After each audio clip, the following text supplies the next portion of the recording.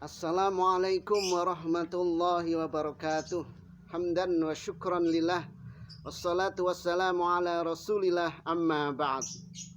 Ma'asyiral muslimin rahimakumullah. Alhamdulillah, kita senantiasa memanjatkan puji syukur kehadirat Allah subhanahu wa ta'ala yang telah memberikan banyak nikmat kepada kita semuanya. Salah satu nikmat yang kita rasakan pada kesempatan kali ini, kita masih dapat berjumpa dalam kesempatan yang baik untuk meneruskan pembahasan kita tentang asas-asas hukum Islam.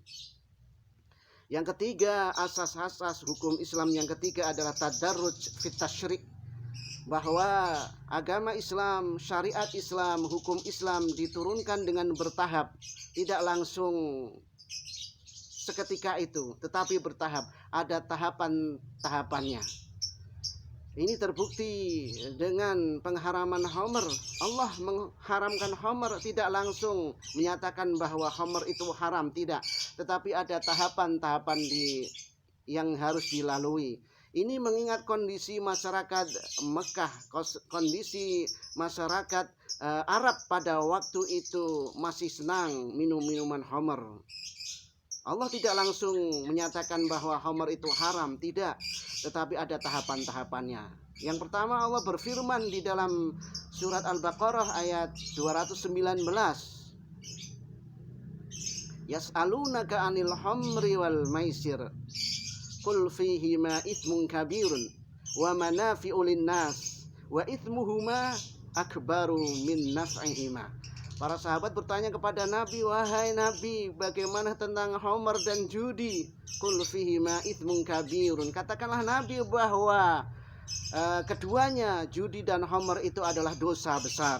Wa manafi'u linnas, tetapi ada manfaatnya bagi manusia. Allah menyatakan meskipun ada manfaatnya bagi manusia, tetapi dosa dari keduanya, dosa dari minum khamr dan judi itu lebih besar dari manfaatnya. Wa itsmuhuma akbaru min naf'ihima. Secara implisit, orang-orang yang berakal pasti sudah mengetahui bahwa khamr itu merupakan dosa besar sehingga akan meninggalkan. Tetapi para sahabat ada dua kelompok. Yang pertama meninggalkan betul minuman khamr ini karena sudah tersebut di dalam ayat ini atas dosa besar bagi orang yang masih meminum minuman khamr. Tetapi kelompok yang lain menyatakan ada manfaatnya sehingga mereka tetap saja minum minuman khamr. Yang kedua, tahapan yang dilalui adalah Allah berfirman di dalam surat An-Nisa ayatnya 43. Ya ayyuhalladzina amanu la taqrabus salata wa antum sukara hatta ta'lamu ma taqulun. Wahai orang-orang yang beriman, janganlah kamu mendekati salat ketika kamu masih terpengaruh oleh minum-minuman keras, minum-minuman khamr, masih mabuk.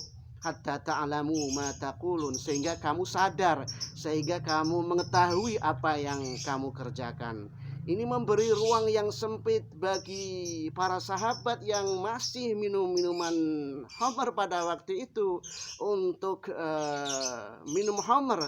Karena ketika dia masih minum khamr dan masih terpengaruh dengan minuman khamrnya itu, masih mabuk, dia dilarang oleh Nabi untuk mendekati sholat, sehingga lama-kelamaan mereka meninggalkan khamr ini. Baru yang ketiga, tahapan yang ketiga, Allah berfirman di dalam surat Al-Maidah ayatnya 90. Innamal khamru wal maisiru wal ansabu wal azlamu rijsun min amali syaitan fajtanibuhu la'allakum tuflihun.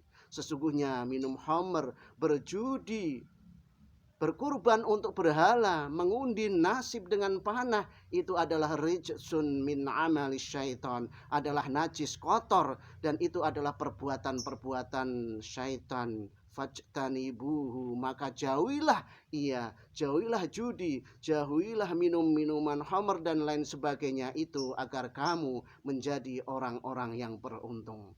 Ma'asyiral muslimin rahimakumullah, itulah tahapan tentang pengharaman khamr. Allah Subhanahu wa taala tidak langsung mengharamkan khamr, tetapi ada tahapan-tahapan yang dilalui. Meskipun hukum khamr pada era sekarang ini karena sudah ditetapkan pengharamannya, sudah merupakan hukum yang final. Jadi minum khamr, mabuk-mabukan itu adalah haram jelas. Ma'asyiral muslimin rahimakumullah. Dari ini kita juga bisa mengambil sebuah pelajaran ketika kita berdakwah, ketika kita menyampaikan Islam, kita harus mengetahui medan dakwah yang kita hadapi. Kita harus tahu masyarakat yang kita dakwahi. Jangan sampai kita berharap agar mereka kita dakwahi untuk beribadah, untuk kembali kepada Allah Subhanahu wa taala, malah justru mereka menjauhi Islam karena kita tidak mengetahui fiqhud dakwah, kita tidak mengetahui medan dakwah yang kita hadapi. Berdakwah harus mempunyai schedule. Berdakwah harus mempunyai perencanaan. Dakwah bukanlah improvisasi, tetapi ada panduan-panduan yang harus kita lakukan, yang harus kita ketahui bahkan untuk berdakwah, sehingga tujuan dakwah untuk memberikan untuk menyampaikan kepada umat manusia agar menyembah kepada Allah Subhanahu wa taala saja bisa terrealisir. Barakallahu li wa lakum fil Qur'anil azim wa nafa'ani wa iyyakum bima fihi minal ayati wa dzikril hakim. Wassalamualaikum warahmatullahi wabarakatuh.